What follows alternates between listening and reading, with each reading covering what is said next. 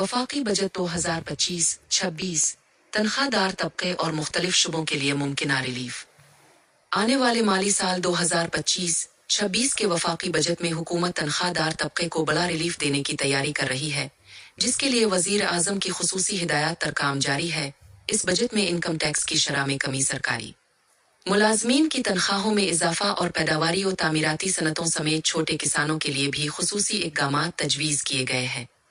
तनख्वाहदार तबके के लिए टैक्स रिलीफ। बजट तजावीज़ में इनकम टैक्स सिलेबस में 2.5% तक की नुमाया कमी ज़ेर गौर है। ये कमी आमदनी के मुख्तलिफ सिलेबस पर लागू होगी, जिससे माहाना आमदनी वाले अफराद को काफ़ी फ़ायदा पहुँचेगा।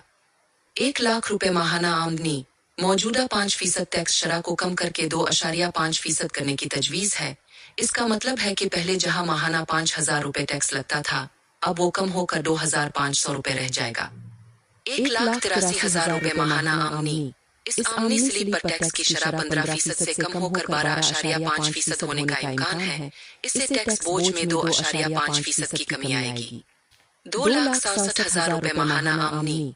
इस तबके के लिए इनकम टैक्स की शरह 25% से कम करके 22.5% करने की तजवीज़ है। 3,33,000 रुपए माहाना आमदनी। इस बुलंद तरीन स्लिप पर टैक्स की शरह 30% से कम करके 27.5% किए जाने का इम्कान है। उन टैक्स कटौतियों का मकसद तनख्वाहदार तबके की कुव्वत खरीद को बेहतर बनाना और महंगाई के असरात को कम करना है। सरकारी मुलाजमीन की तनख्वाहों में इजाफा। इनकम टैक्स में कमी के अलावा सरकारी मुलाजमीन की तनख्वाहों में इजाफे की भी तजवीज़ दी गई है। इस इजाफे का ऐलान बजट तकरीर में मुतवक्के है, जिससे सरकारी शोबे में काम करने वाले अफराद को बराह रास्त माली फायदा हासिल होगा। दीगर शुबों के लिए रिलीफ इक़दामात।